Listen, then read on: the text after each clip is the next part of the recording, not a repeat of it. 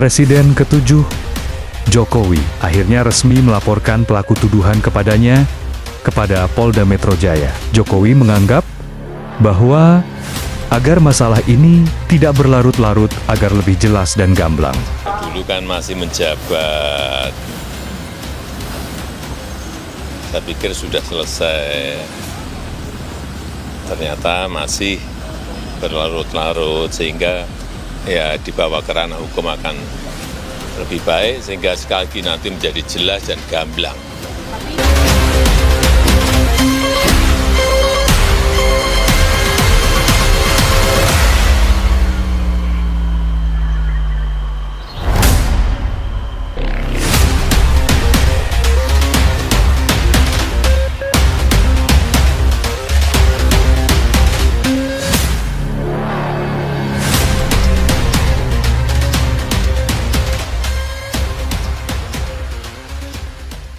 Assalamualaikum warahmatullahi wabarakatuh.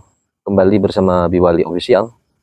Hari ini kita tadi menyaksikan di media bahwa per hari ini tanggal 30 April Bapak Presiden ke-7 Bapak Joko Widodo sudah melaporkan pihak terduga kepada dugaan ijazah palsu. Nah, hari ini per tanggal 30 mantan Presiden ke-7 Bapak Insinyur Joko Widodo sudah melapor pihak terduga kepada Polda Metro Jaya.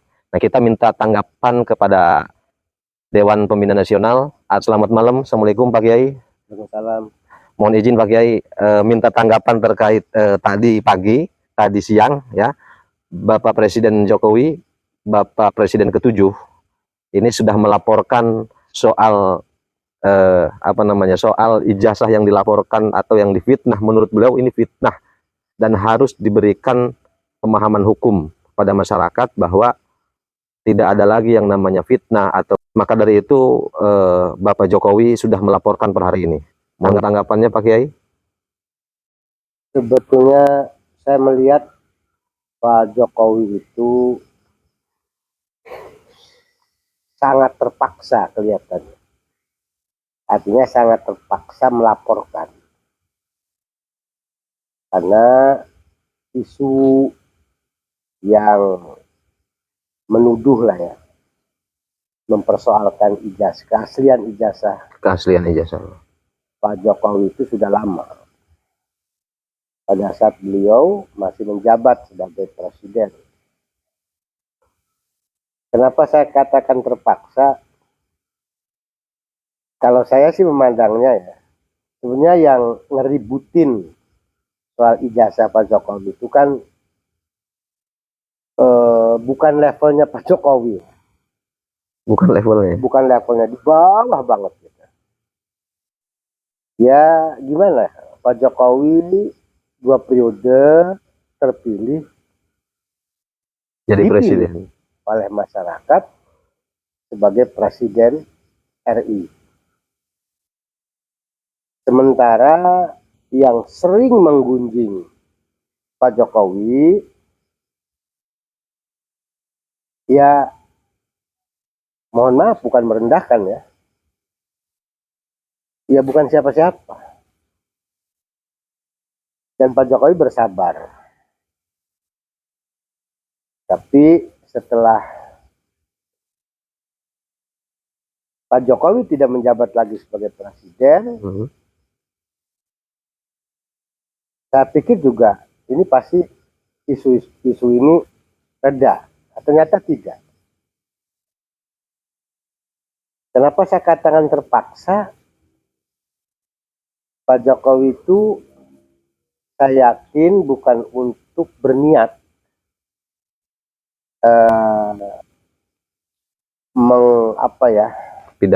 mempidanakan mereka.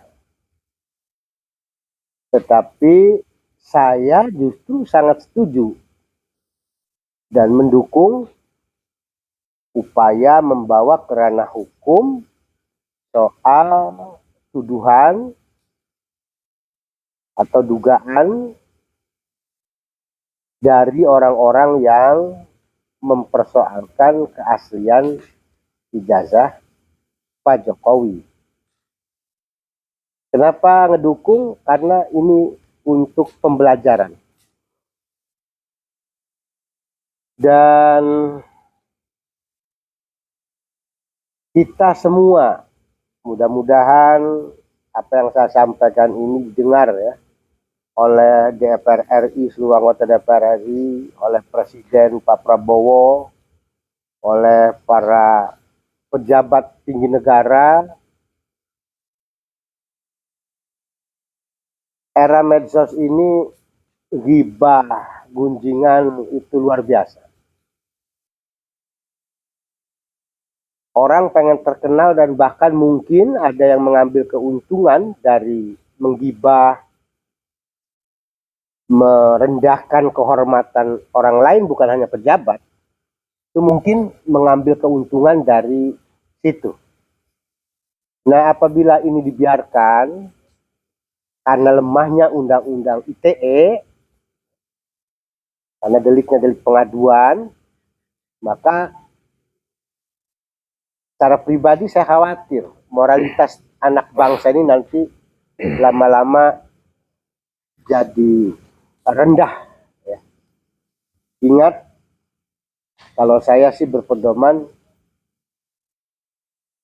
Sang Maha Pencipta kita ini, pencipta manusia, pencipta alam semesta, jagat raya, Allah Subhanahu wa Ta'ala, Tuhan yang Maha Esa, memuliakan Bani Adam.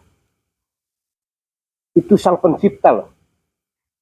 Tidak memilah-milih apakah makhluknya itu percaya kepada dia sebagai Tuhannya, tetap Tuhan memuliakan ciptaannya itu. Lalu di era sekarang, era medsos, bagaimana orang pertama mungkin mengambil keuntungan dari cara mencaci maki di medsos, mengumbar kata-kata yang merendahkan kehormatan orang lain di medsos, dan biasanya yang merendahkan itu tokoh-tokoh yang sudah luar biasa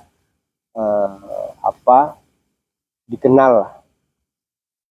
Nah, ini kan bahaya degradasi moral.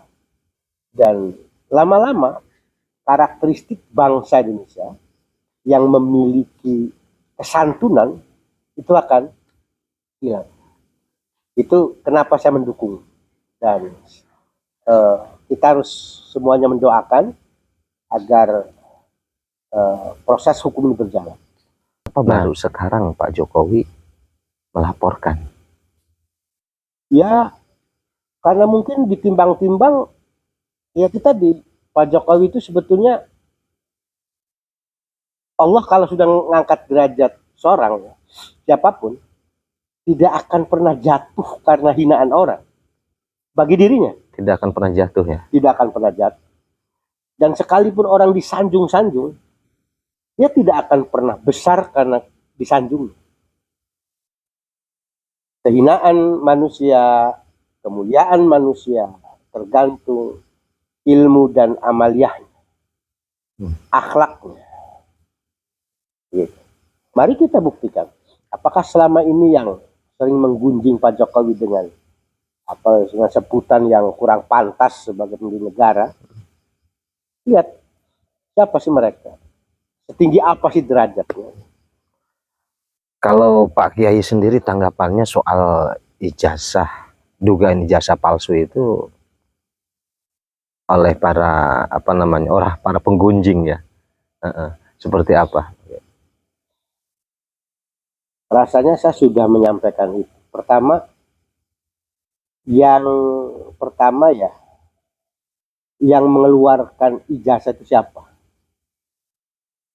Pasti lembaga pendidikan. Ya.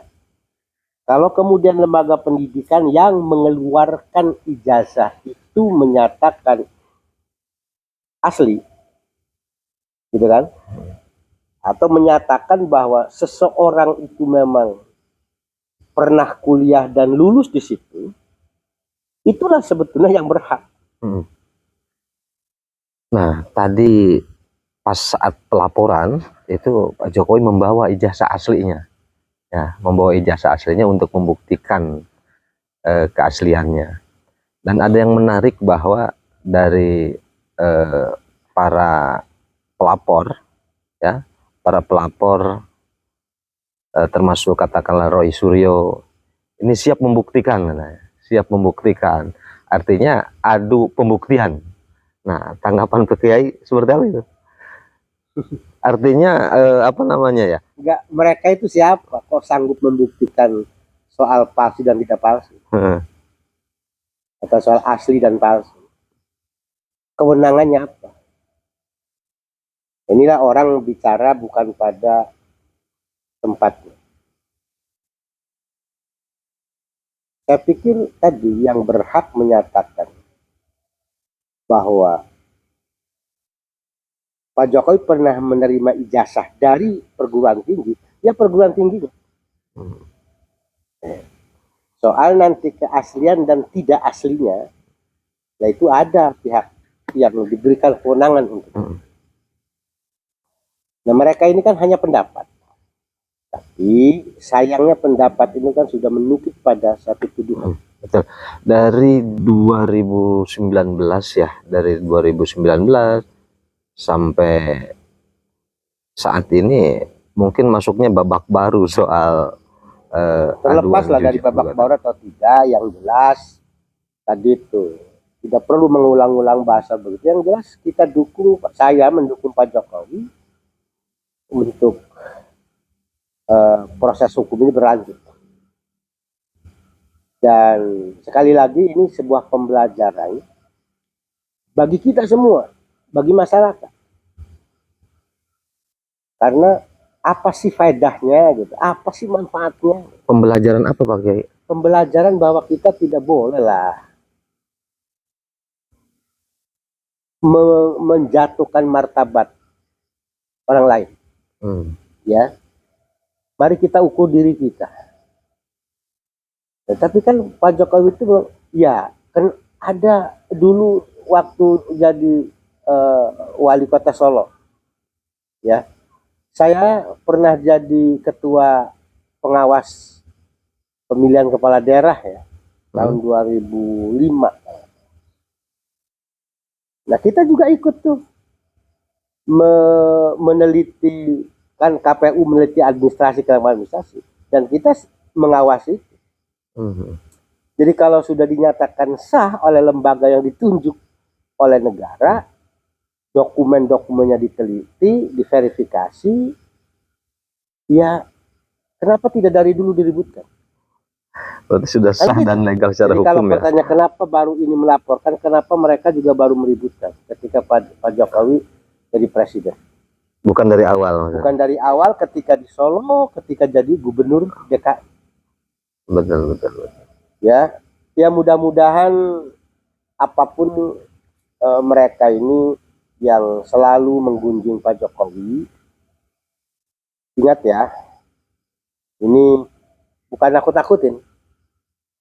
Allah itu akan menghukum di dunia ketika Anda semua menghinakan, merendahkan martabat, apalagi yang direndahkan itu adalah yang pernah berjasa di negeri ini sebagai pemimpin bangsa, maka pasti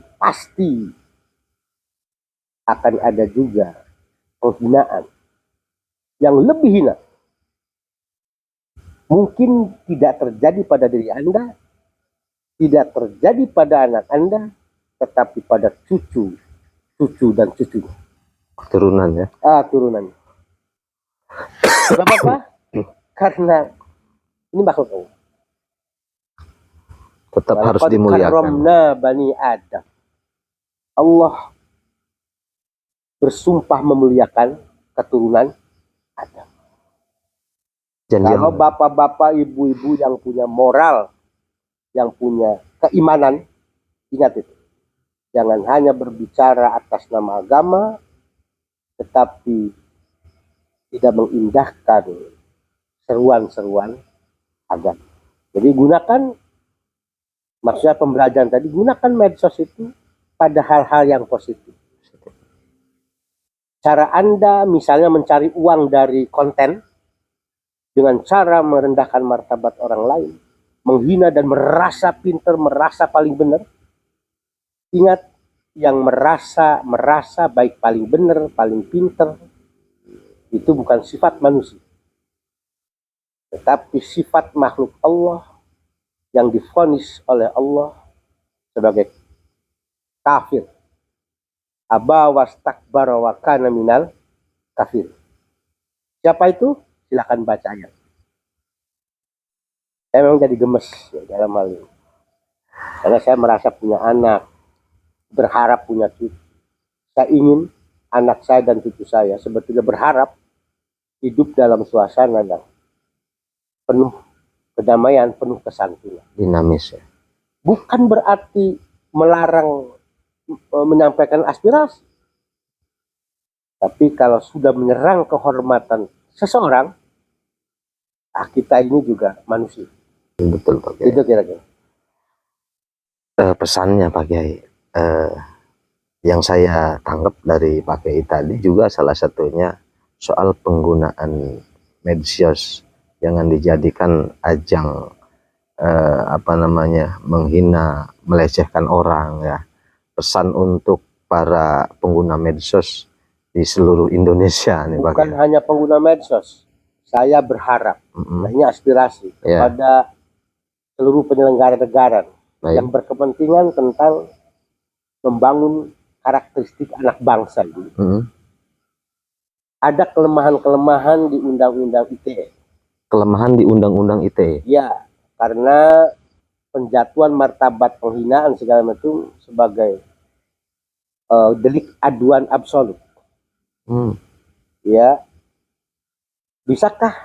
Semoga bisa ditingkatkan ini menjadi delik pidana umum yang aparat penegak hukum itu bisa memanggil, ya, orang-orang yang di kontennya itu merendahkan martabat siapapun. Dikaji ulang. Direvisi ya. Jangan atas nama demokrasi nanti ini pengkerangkengan, tidak. Mari kita luruskan mana kritik, mana penghinaan. Agar mungkin apakah dengan kemudian kita dengan cara menghina itu kritik kita masuk? Kan enggak. Apakah kritik kita dengan cara tidak menghina itu tidak menjadi apa-apa? Mungkin kritik kita, masukan kita, saran kita, pendapat kita, ide kita, gagasan kita kepada pemerintah siapapun yang menjabat itu akan lebih bisa diterima tanpa dengan caci maki. Dengan cara kalau nawaitunya baik, mukaddimahnya baik, setarnya baik, maka harus dilakukan dengan cara-cara yang baik. Insya Allah hasilnya juga baik. Oke, terima kasih Pak Kiai. Tadi harapan yang mudah-mudahan Undang-Undang ITE juga direvisi ya. Tidak hanya apa tadi Pak Kiai? Ya, delik aduan absolut ya. Aduan absolut.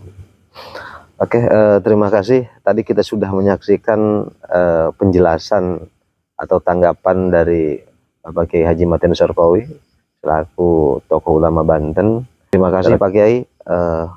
Mohon maaf sudah mengganggu waktunya. Jangan lupa buat sahabat Diwali Official untuk like, komen, dan share, dan subscribe satu lagi. Assalamualaikum warahmatullahi wabarakatuh.